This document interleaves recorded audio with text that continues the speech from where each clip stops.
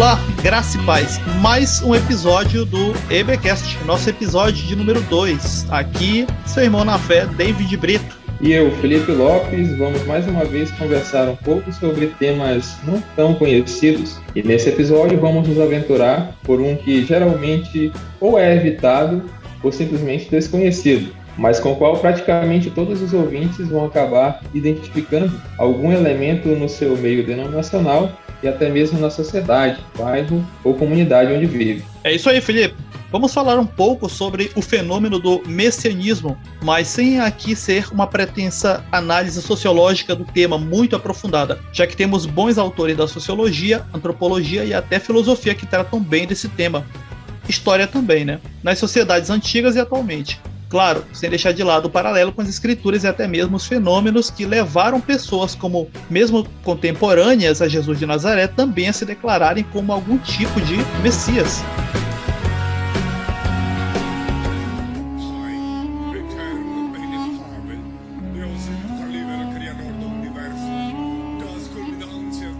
Eu acho que para começar o nosso episódio, é bom a gente ir lá na etimologia da palavra, analisar, antes de tudo, o Messias, né? Quem é esse ser, essa promessa, o que está no imaginário. E antes de mais nada, eu acho interessante a gente analisar esse arquétipo do Messias, né? E começando pela etimologia da palavra. Nós temos várias menções a esse termo na Bíblia, ou melhor, vários termos utilizados para Messias, como o próprio Christus. Messias vem do hebraico Mashiach, e Cristo vem do grego, mas ambos significam a mesma coisa, que seria o ungido, alguém que recebe uma unção especial. E no Antigo Testamento nós vemos uma unção especial sobre algumas pessoas, por exemplo, reis, sacerdotes e profetas, né? Ou seja, o Messias é nada mais do que uma pessoa que é ungida por Deus. Ungido, Messias e Cristo têm o mesmo significado. Podemos estar falando que todas as pessoas que na Bíblia passaram pelo processo de serem ungidos, ou seja, separados para determinadas coisas, acabam sendo, de certa forma, uma figura e também uma pavimentação de caminho até que de fato viesse o Cristo, né? De fato, o ungido, o Messias realmente ali, que no caso foi manifesto na pessoa de Jesus de Nazaré. Exatamente, isso a gente tem que ter em mente, né? Porque na nossa Bíblia aparece ungido, aparece Messias e aparece Cristo, sendo que os autores querem dizer a mesma coisa. Então a gente pode olhar, por exemplo, para Davi, e a gente não imagina ele como Cristo, mas ele é o Cristo por ser ungido. E também é um Messias de Deus, né? Então sempre é o mesmo significado.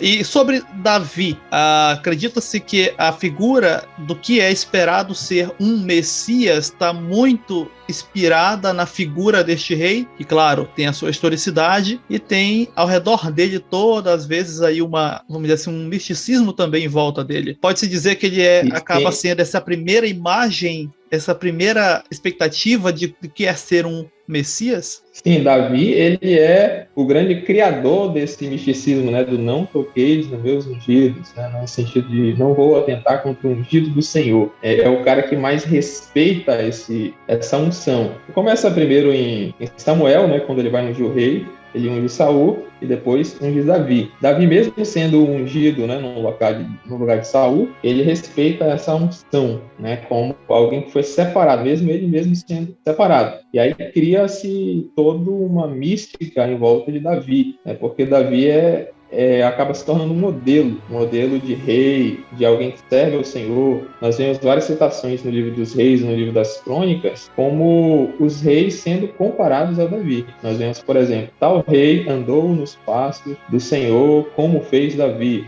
ou não andou, não fez aquilo que era bom aos olhos do Senhor, como Davi, seu pai, ou fez aquilo que era bom. Então ele acaba sendo o modelo desse ser ungido. Acaba que Davi se tornando essa régua para as próximas figuras monárquicas em Israel, também cria-se uma expectativa de ser que o próximo rei e os subsequentes fossem tão bons quanto Davi foi. Apesar de muitos erros, em cima da figura dele acaba se criando essa mística, né? Não, um rei que foi impecável como rei.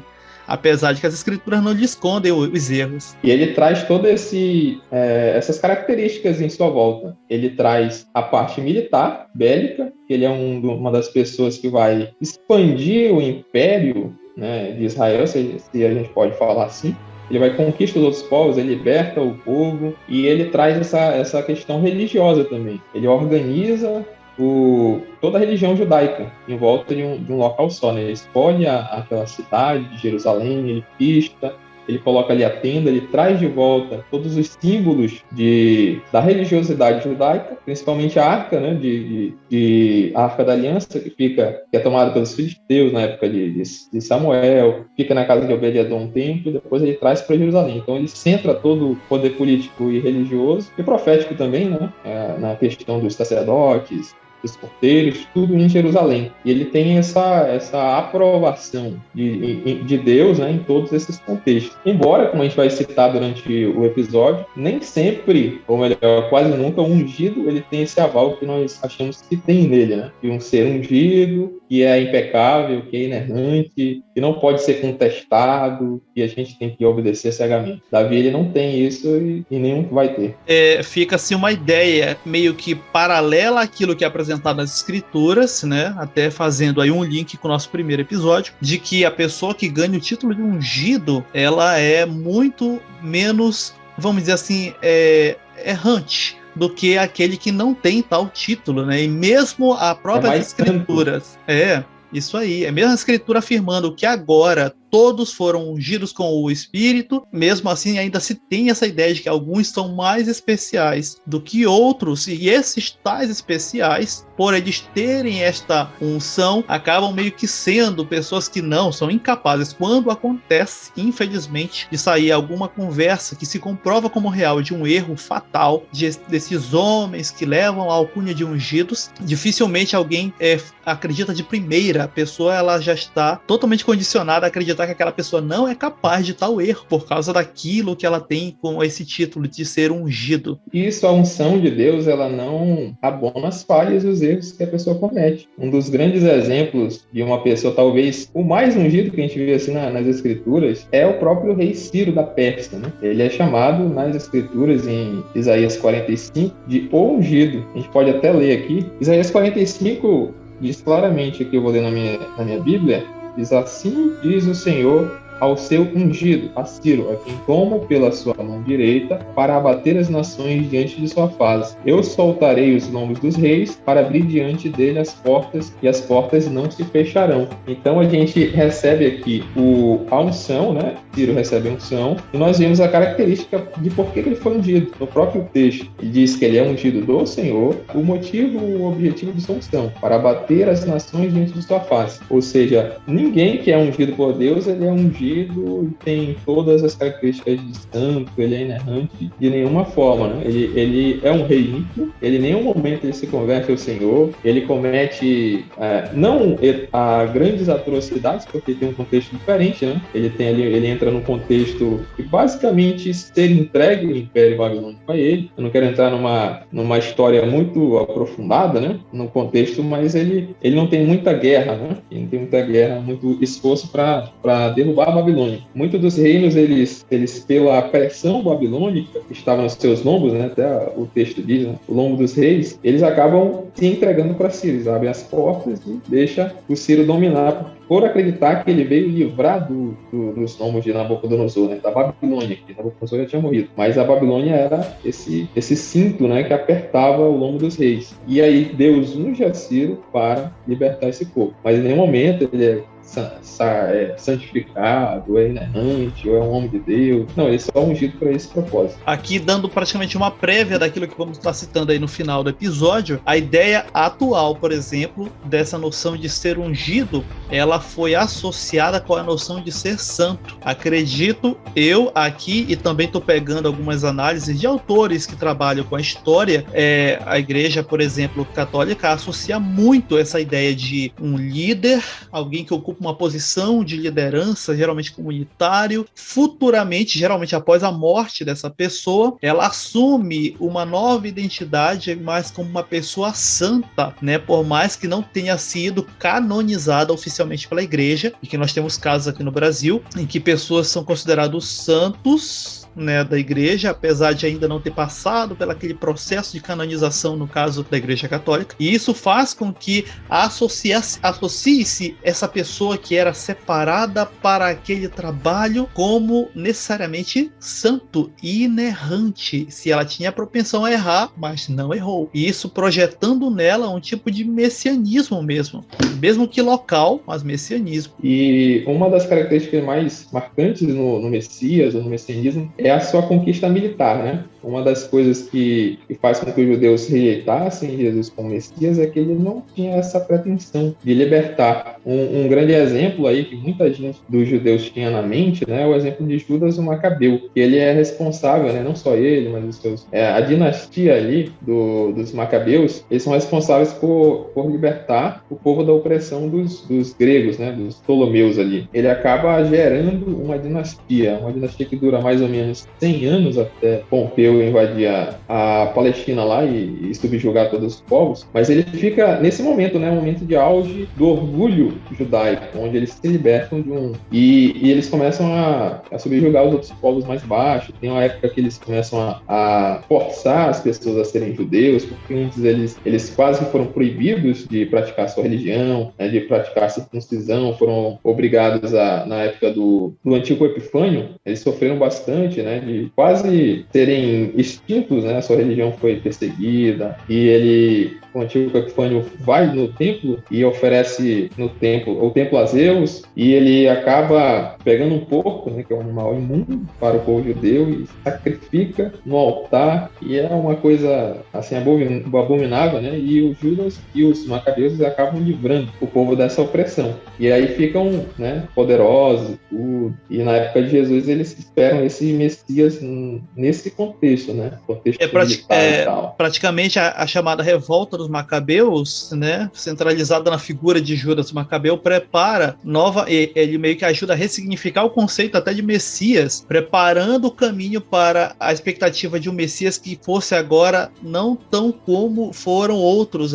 anteriormente, mas um Messias mais militar, né, de modo que, principalmente pela situação em que se encontrava ali a Judéia no período de Jesus, que era debaixo do domínio romano, esse Messias livrasse Israel do domínio romano, né? Ou seja, a expectativa começou-se a debandear desde Judas em diante para esse Messias, mas um Messias militar, que tivesse esse aspecto, principalmente esse, que era a expectativa dos judeus, para livrá-los assim do domínio romano ali. Ele acaba juntando esse messianismo político, militar, com o religioso, porque um de seus descendentes, a gente pode até fazer um episódio só sobre essa revolta dos Macabeus, que é muita história.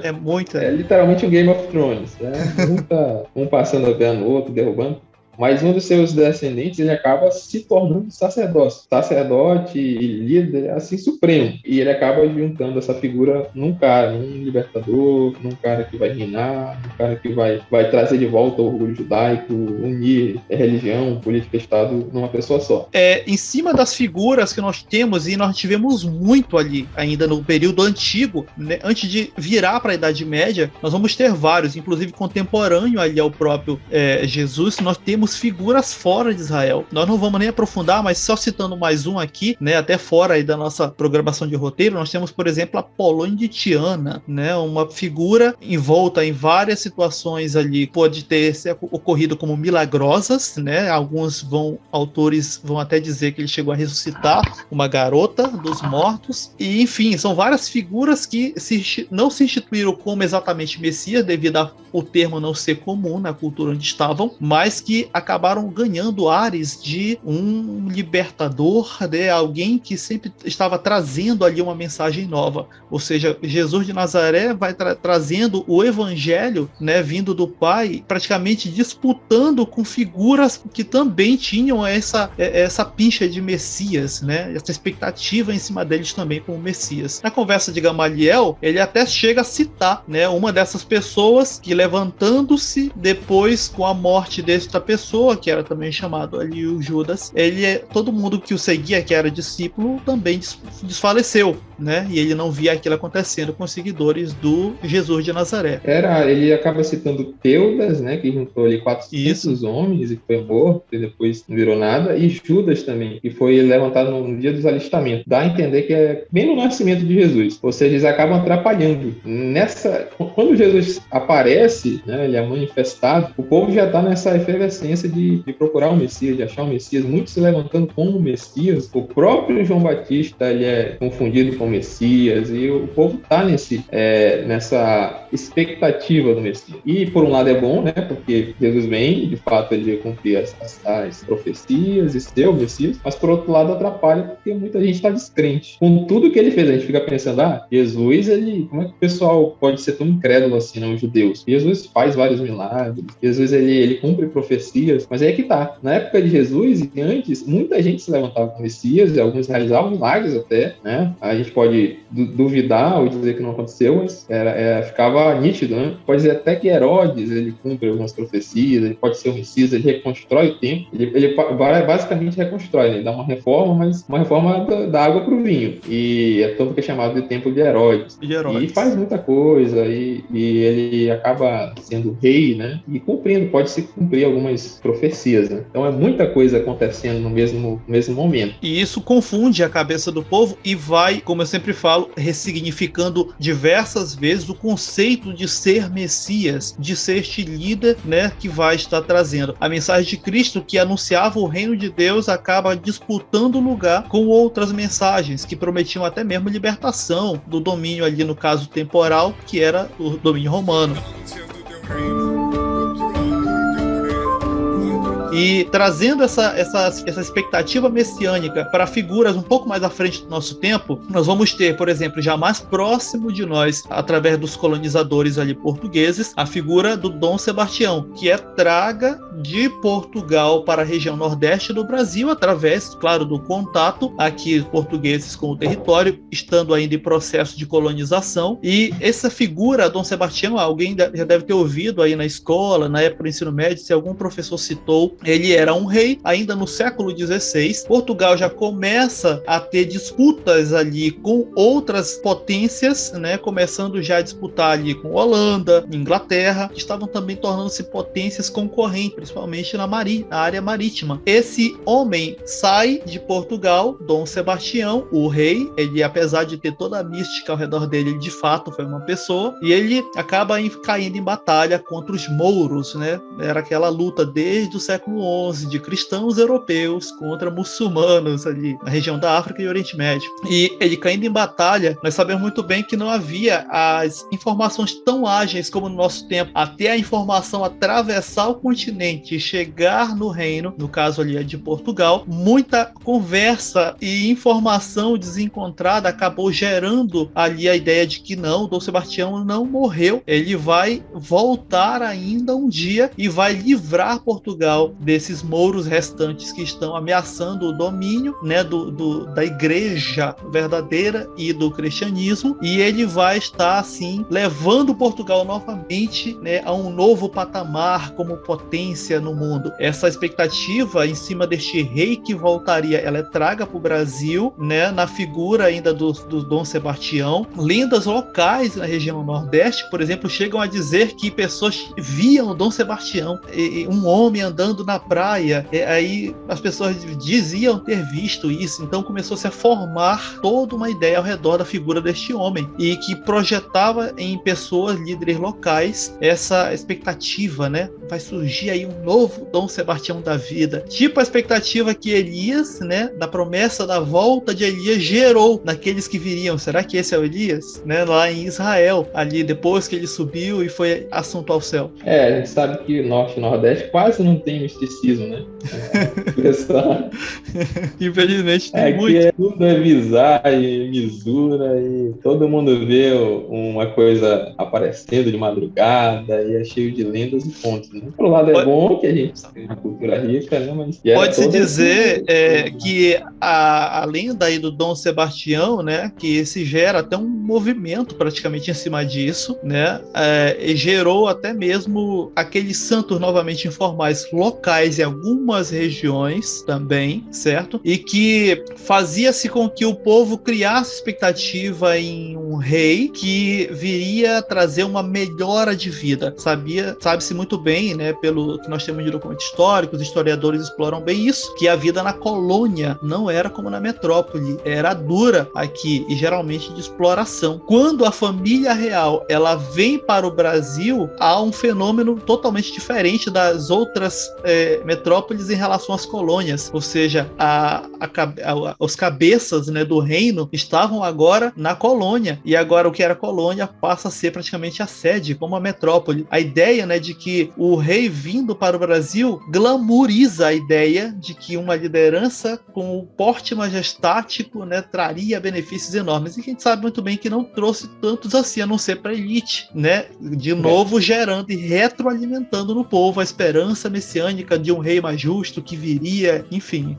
Toda essa mudança, né, da família real portuguesa para o Brasil, né? Rio de Janeiro deixa de ser a capital da colônia para ser a capital do império. Então o Brasil ele muda completamente o seu status ali, e a tendência é que as coisas melhorem, né? É um terreno fértil para esse messianismo, né? Muito fértil. A pobreza, a marginalidade do contexto sociocultural e econômico normalmente ele surge num local bem pobre, com poucas estruturas financeiras e tal. Esse é um terreno fértil para aparecer um cara, um Salvador, que vai mudar tudo, né? Esse terreno fértil, ele é que vai levar, por exemplo, depois que o Brasil, estando já independente e tendo uma realeza própria, sofre um golpe de Estado através dos militares, né? E passa a ter, então, como se chama de governo, a República. Esse processo de transição entre monarquia e república novamente reaviva no povo a expectativa de um rei que voltaria. E isso novamente faz explodir no meio do povo figuras, né, que eram algumas locais, outras ganharam até mesmo preocupação por parte das autoridades a nível nacional, que era o caso do Antônio Conselheiro, em algumas regiões também chamado de Antônio dos Males, uma figura, né, um homem realmente existiu, que após ter aprendido, vivido, chegou até mesmo a atuar como advogado. Ele não era um advogado formado em direito, mas existia uma forma naquela época de exercer o direito como sendo um tipo de, quase que um juiz que resolvia pequenas causas, né, e a pessoa podia atuar dessa forma. E ele, depois de casar-se com a prima, acaba sendo traído. Essa traição o leva para uma vida muito mais de beato, né, que era desapegado às coisas materiais, e isso faz com que ele ganhe certa visibilidade, porque ele visitava várias comunidades, ele ajudava a reformar aquelas igrejinhas locais, né, católicas, e isso fazia ele cair na graça do povo, apesar de ele andar mesmo muito maltrapilho, como mendigo, né. Tem um jornal da época, até de um nome bem peculiar que eu não lembro agora, mas que chega a descrever a aparência do Antônio Conselheiro como sendo alguém que tinha bichos no cabelo, ou seja, piolhos à mostra, né, sempre descalço, as roupas já se desgastando totalmente, como uma tentativa de denegrir já os poderes locais, que estava já se preocupando com a figura desse líder, de denegri-lo e diminuir o seu valor. Mesmo assim, o povo, ele tinha já essas expectativas em cima de líderes assim, sendo forjadas. E para completar a brincadeira, alguns diziam que o Antônio Conselheiro até profetizava coisas que vieram a acontecer, ou seja, começou a misturar o religioso local, que até falamos no episódio passado, né? Ou seja, toda a vivência do povo cria, né, uma mística paralela àquilo que é oficial, o credo oficial do cânon, e mais a associação de um líder, pronto, era a fórmula para ali ser alguém que tinha esse caráter messiânico, no caso, o Antônio Conselheiro, que agrega um monte de pessoas ao redor dele, justamente encaminhando-se ali para a região que vai ser ao lado na margem do Vaza Barris, o rio, que vai juntar e agregar muita gente ali na região de Canudos, né, formando a comunidade Canudos, um estado paralelo ao poder principal, ao poder oficial. E isso não era visto como nada bom pelos oficiais. Normalmente o Messias, a gente pode chamar de Messias popular, né? Ele tem essa tendência de reunir em si esses três conceitos do Messias, do ungido lá no Antigo Testamento, né? O profeta, o rei, né? O administrador ali, político, e o sacerdote, né? Tem várias citações desses Messias que tu fez aí, que eles faziam esses milagres, né? Ele tinha um carisma do povo, né? Normalmente tem ele normalmente é amado pelo povo e odiado pelos religiosos e pelos políticos também. A citação que tu fez do Antônio Conselheiro é muito parecida com o João Batista, cara. Tu percebeu o link? Sim, sim. É um cara que era normalmente tratado como um maltrapilho. A gente tem esse imaginário, né? Pode não ser, mas normalmente a gente tem esse imaginário de um cara maltrapilho, um quase homem das cavernas, né? A Bíblia diz, né, que ele não comia, tinha uma dieta muito rigorosa, andava nos desertos e era voz e tal, e era muito querido pelo povo, o povo considerado dele um profeta. Já a religião e a política, eles detestavam o João Batista por pregar contra, né? E aí não podia fazer nada por causa do povo. E a religião, na época, falando do Brasil, aí do catolicismo, né? Nada contra os católicos, mas a religião que predominava na época, tinha esse mesmo medo, né? Queremos fazer alguma coisa contra eles, né? Mas o povo tá do lado, então vamos ver no que vai dar, até que a gente vê o final do Canudos aí. Muito do que hoje se tem, né, materiais da época, jornais, inclusive, que foi feito para tentar tirar o apoio popular deste homem, por exemplo, do Antônio Conselheiro, foi ali as fake news da época, vamos dizer assim. Chegou-se, por exemplo, a prendê-lo por dizer que ele matou a própria mãe e a esposa,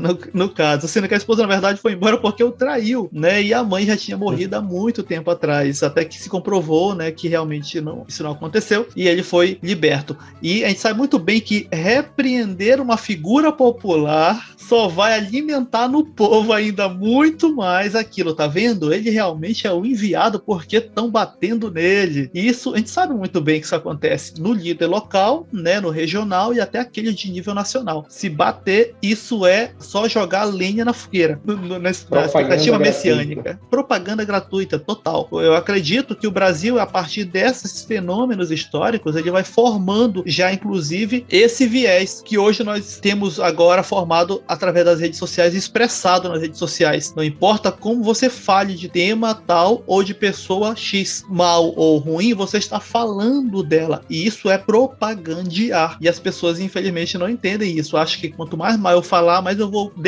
convencer pessoas, né, a não mais seguir fulano, ciclano. E, na verdade, é a propaganda. A propaganda, ela é neutra no Brasil. Ela não é ruim nem boa. Ela é propaganda, né? Exatamente. A gente vê isso na história toda, né? O interessante é que a gente vai ter um tema sobre isso, né? Sobre unção. A gente acredita que esse tipo de unção, como era no Antigo Testamento, o Messias, o profeta e tal, ele já, né, não tem mais essa aplicação, mas mesmo assim, né, até porque a gente tem todo o contexto diferente, né, de forma de governo, ele continua. A gente vê ele na monarquia, o rei que vai vir, vai mudar tudo. A gente vê na república também, um presidente que vai vir, vai mudar e tal, e na questão democrática, né? A gente acha que vai vir um enviado do Senhor, e é Deus que colocou ele lá, né? Alguns colocam, quando é do seu lado, agora quando é do outro, fala que nós temos que tirar ele lá, porque não representa os ideais cristãos, e, né, não representa a igreja e tal. Aí quando colocam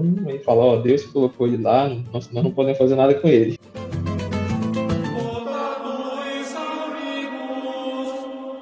A gente acaba aqui já acabamos citando praticamente um pouco aí das vertentes até mesmo católica, mas é agora na hora de bater um pouco no protestantes também, para equilibrar, e equilibra tudo. Nós temos até uma expectativa também messiânica, e quando eu falo expectativa messiânica, alguém que me ouve agora tem que entender que nem sempre eu estou me referindo a se convenciona chamar aquela pessoa ou considerá-la um messias de fato. A expectativa messiânica, ela pode ser apenas em alguns aspectos. Eu percebo, por exemplo, no meio denominacional protestante, em várias denominações, e é muito comum nas pentecostais, de que quando se muda de pastor local, mas o próximo que vier vai ser o cara, um homem de Deus. Se esse aqui estava ruim, no próximo vai melhorar. E na verdade continua a mesma coisa, mesmos problemas, mas há toda uma expectativa formada, há até festas cultos praticamente para recepcionar essa pessoa. Tão grande expectativa é essa que envolve o povo evangélico. E por mais que seja ruim a gestão daquele pastor, sempre de novo na próxima troca é a mesma expectativa, nunca se diminui. É a expectativa do Messias, né? Como a gente falou do terreno fértil. Normalmente o Messias, a gente está falando de Messias, a gente está falando do pensamento, né? O pensamento das pessoas esperando o Messias, lógico que elas não pensam, a gente quer um Messias, mas eles estão procurando esse arquétipo, né? Sim. É quando tá tudo ruim. E aí vai vir alguém que vai mudar tudo. Ele não vai melhorar um pouquinho. Ele vai mudar completamente toda a ordem cósmica. É basicamente um faraó. Né? Podemos dizer que essa expectativa toda ao redor da figura de um Messias, de um super líder, ela se projeta muito dentro da igreja em vários aspectos. Seja do nível pequeno, dentro às vezes de um departamento da denominação, né? Não, mas vai vir aí um próximo líder de jovem que vai revolucionar, vai mexer esses jovens, vai fazer aquilo, e esse daí ela é uma expectativa que ela vai migrando desse pequeno nível até para níveis maiores. Não, mas o próximo pastor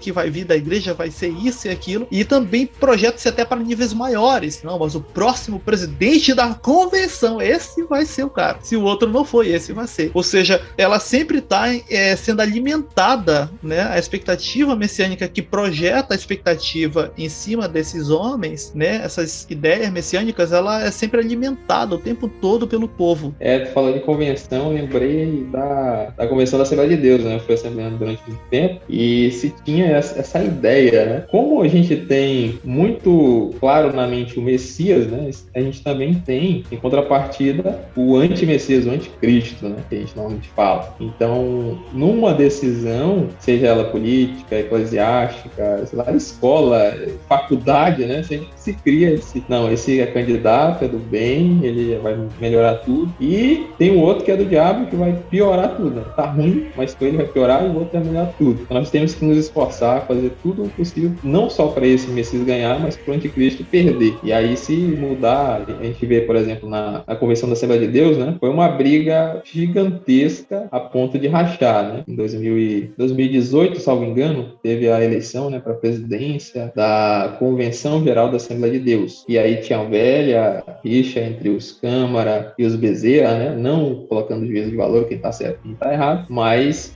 acabou ocorrendo uma permanência de poder, né? Passando do pai para o filho, e houve uma revolta de praticamente metade das pessoas ali, acabaram fundando uma nova convenção. E, em tese, ficou em paz, né? Cada um no seu quadrado, até que se surja uma nova liderança em uma dessas duas, e aí começa essa guerra do Messias contra o Cristo, do Cristo contra o anticristo, né? Infelizmente, para quem de repente nos ouve aqui e não é, vamos dizer assim, do meio evangélico, isso acontece muito e é uma coisa bem feia. Não tem muita beleza dentro dessa guerra de poderes aí da cúpula. Acontece demais.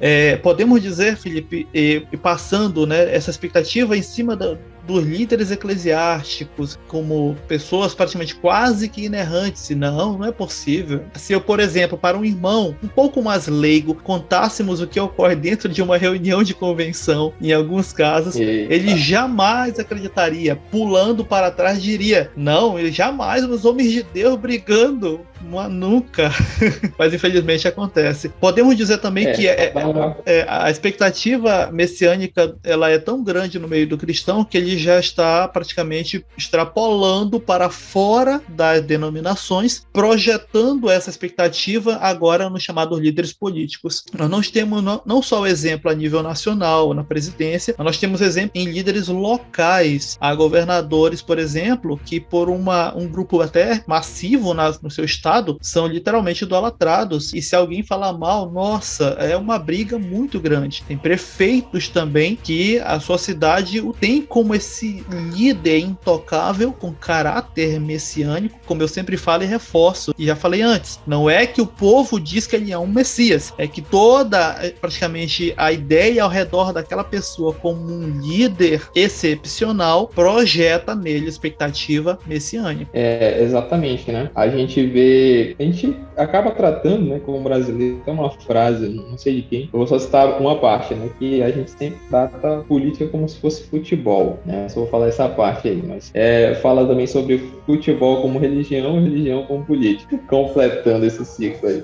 Então tem desse lado aí, muito peculiar. Tratar o político como político de estimação, né, o político temos que ir para a luta nas urnas e vencer, né, como um time de futebol. Normalmente se veste a camisa da pessoa, do clube, do partido ou do candidato e vai para, às vezes, até vias de fato. Né? Não deveria acontecer em nenhum desses campos, né? Nem na política, nem na religião, nem em clube de futebol. Infelizmente, isso está acontecendo bastante no meio evangélico brasileiro. E por mais, claro, que aqueles irmãos que até estão já fora e desligados de uma denominação possam dizer, não, mas deixa isso lá, é assim mesmo. De certa forma, sabemos que é assim mesmo, e toda essa politicagem, tanto no meio eclesiástico e também extrapolando e já criando links para o meio político, era assim, mas está alcançando níveis estratosféricos, de modo que tem muitas denominações, por exemplo, que estão ao ponto de se descaracterizar, né, até mesmo como religião evangélica, e têm se tornado verdadeiros clubes. Podemos até dizer que aglomerados políticos, praticamente todos os seus obreiros ali, ou pastores locais, estão com cargos políticos, nem que seja como vereador, e em cima deles foi projetada uma expectativa que os torna inerrantes. Infelizmente, nós temos aqui na região casos de pessoas que ocuparam muito tempo um cargo político e sendo pastores,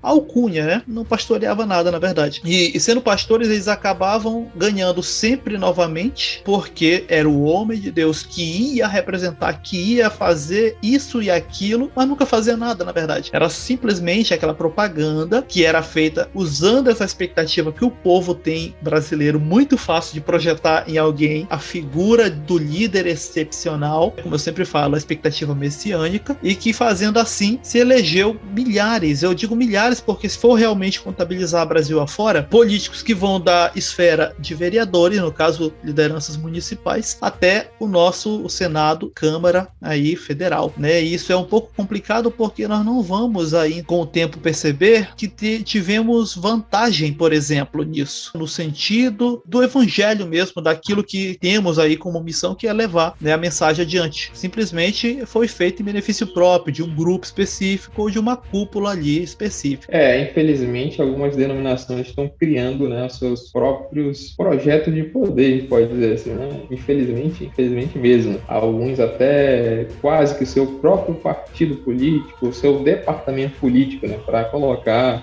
pessoas, né? E o discurso sempre é esse, né? Precisamos colocar um homem de Deus ali, né? E aí vem, a gente sempre diz que a política era do diabo, o diabo tomou conta. Agora a gente precisa retomar, né? A gente precisa colocar alguém lá para representar a igreja, e não vai ser a igreja, né, corpo de Cristo, mas sim a igreja denominacional, e de fato alguns até trabalham muito para aumentar, né, o poderio da igreja. Tem exemplos aí, não quero nem citar para não ser processado ou qualquer coisa. Eu vou citar aqui, por exemplo, para ver como essa mística, e às vezes alguém ouvindo a gente acha, não, tá exagerando, não é bem assim, para ver como essa mística ela de fato é verdade. Eu tenho aqui, por exemplo, a notícia lá no perfil oficial da Folha de São Paulo sobre a ida, né? Quem está assistindo aí pelo YouTube, eu vou colocar aqui o recorte. No perfil oficial da Folha de São Paulo, aí, ainda ontem foi colocado assim, com a visita do novo ministro do STF, por exemplo, o André Mendonça. Eu vou ler como a Folha colocou a frase para iniciar o seu texto. Mendonça vai a culto com Malafaia e passa a imagem messiânica de aprovação ao STF. Ou seja, olha o tamanho da expectativa que está sendo colocada em cima deste homem, né? Em que, por exemplo, diferenças tão grandes doutrinárias, como é o caso entre presbiteriano e assembleiano, no caso aí o André Mendonça, ministro agora, ele é presbiteriano, e no caso ali o Malafaia, que o convidou para a sua denominação, ali no seu culto, é assembleiano. Ou seja, diferenças teológicas muito gritantes, né? Para quem é do meio protestante e conhece sabe, foi deixado de lado em cima apenas apenas de,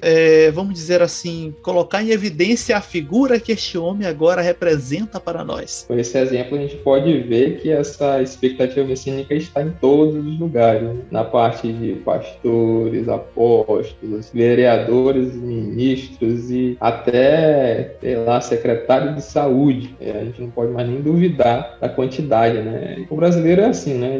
Ele acha que uma mudança vai gerar toda uma melhora em todos os campos, né? E como a gente já frisou, o Messias, ele não tem nunca teve essa conotação de inerrante, né? O único Messias foi de fato Cristo, mas Messias humano, né? 100% humano, ninguém conseguiu. Nem Davi foi o líder perfeito, a gente vê os pecados dele, a Bíblia não faz nem questão de esconder, né? A gente vê o próprio Arão, né? O Eusébio de Cesareia até brinca com essa etimologia que a gente citou no começo, né? O sacerdote ungido, né? E aí ele fala sacerdote Cristo, que em grego é ungido, né? Ou seja, Arão, ele trata como se fosse uma figura do próprio Cristo, né? Como se Deus tivesse revelado no Antigo Testamento o nome de Cristo. Ele fala de Jesus, que é o nome do Oséias, filho de Num, que a gente chama de Josué, e em Arão ele demonstra e revela o Cristo. E nem o próprio Arão, nem o Ciro, que era o ímpio. Então Deus pode usar o ímpio, e um ímpio pode ser ungido. Ou seja, ungido de Deus, o Messias, o Cristo, né?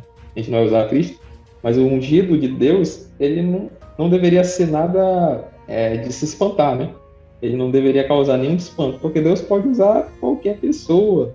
Deus usou o próprio Pilatos, né? Se a gente analisar, para cumprir ali o sacrifício de Cristo, e Pilatos não se torna um Deus por causa disso. E isso que eu acabaste de citar, Felipe, fez lembrar exatamente uma coisa que é muito comum na figura desses líderes, que é quando ele não tem ainda algo para mostrar. Quando alguém de fora da bolha, vamos dizer assim, que o considera, vem de fora e questiona a figura de autoridade, se tenta forjar uma conduta, um histórico até ali para aquele homem, que foi no caso que eu acabaste de citar, do Eusébio de Cesareia, tentando criar uma pré-igreja para no caso, né, na sua obra História Eclesiástica, tentando forjar uma igreja anterior ao próprio Cristo. Na tentativa de validar a igreja, o Eusébio de Cesareia passou o seu rolo compressor até por cima do próprio Cristo, né, deixando para trás na tentativa, na viagem retroativa, indo buscar até o Velho Testamento no início, para poder fazer esse processo de validação.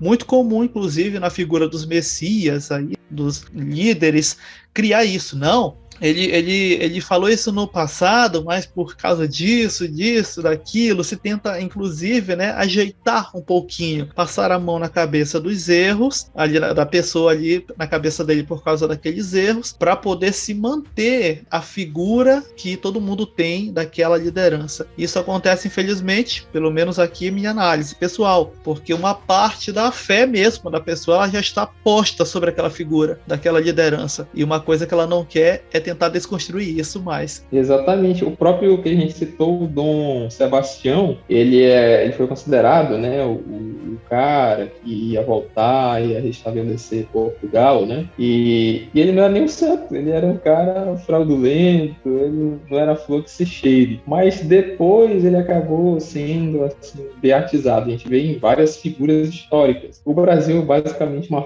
fábrica de heróis, né? A gente vê aí, não vou nem citar porque vai acabar, né? A gente vai acabar entrando em outro episódio. Mas muitas das figuras que hoje nós consideramos heróis nacionais de pátria, ali, Tiradentes, e Marechal Deodoro, e fulano de tal, Dom Pedro I, a própria independência, né, a própria república, que foi um golpe e foi transformado em uma proclamação, a revolução que virou Revolução de 30, que também foi um golpe. Então é muito comum se pegar um ato e com o tempo uma pessoa e acabar santificando e mudando a história dela, transformando o imaginário popular. Isso é muito comum no Brasil. Infelizmente, esse imaginário popular, ele realmente é modelado por toda essa mística ao redor, né? E remodela de volta a mística e projetando nela mais expectativa ainda, né? Um retroalimentando aí o outro. Agora eu entro aí na parte final, Felipe, após tudo isso, e questiono o seguinte: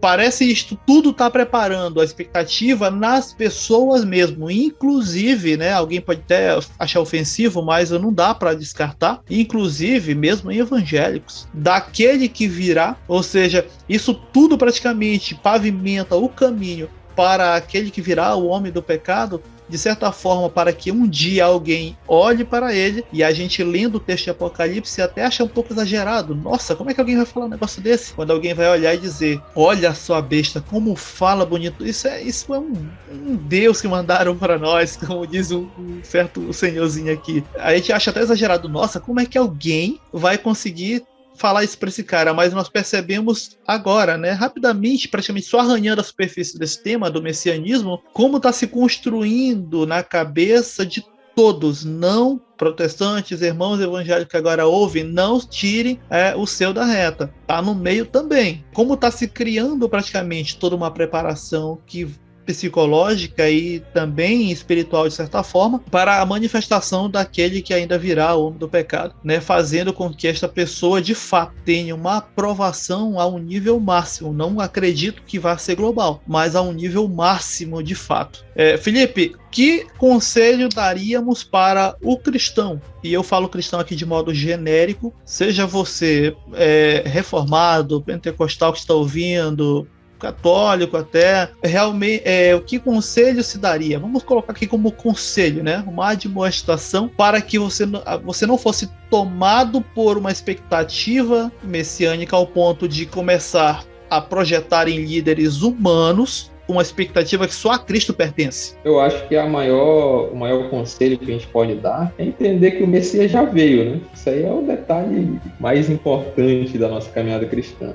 Se a gente não crê que Cristo foi o Messias, a gente não pode se chamar seguidores de Cristo, ou cristãos, ou nascidos de novo, né? E ele já, muitas das coisas que ele prometeu, ele já cumpriu. E como Messias escatológico, também só o próprio Cristo, né? E a gente está fazendo uma retomada lá para o sebastianismo, né? Tinha essa ideia, se projetava até no Dom João IV, salvo engano, o Dom João VI, a profecia de que ele iria, né? Já estava em seu leito de morte, iria se salvar, iria derrotar os turcos, reconquistar a Terra Santa e colocar o reino milenar de Cristo. Esse reino milenar de Cristo é o próprio Cristo que vai implantar, não é um ser humano. Então é muito importante a gente colocar isso na nossa mente. O ser humano, ele não tem esse poder de ser o Messias como Cristo foi. E a nossa expectativa é nele, né? Então, como cidadãos, a gente pode colocar, né, que a gente vive em outro contexto. A gente não vive mais numa monarquia onde Deus vai ungir um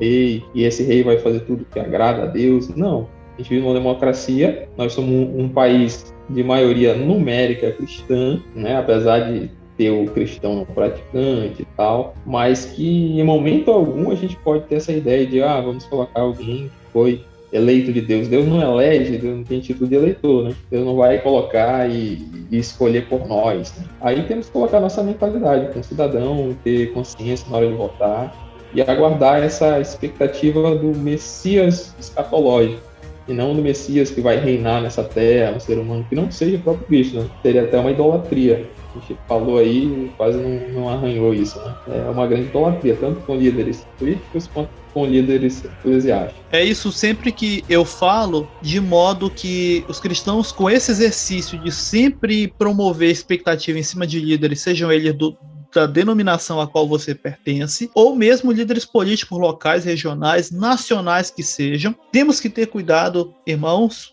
que ouvem agora, porque você está andando numa linha bem perigosa, em que de um lado você pode estar caindo para literalmente entregar para pessoas algo que a Cristo pertence. Eu sempre falo isso, a expectativa deste líder que vai estar trazendo quase que uma utopia cristã, e isso nunca vai acontecer, né? Quem me ouve, grava isso.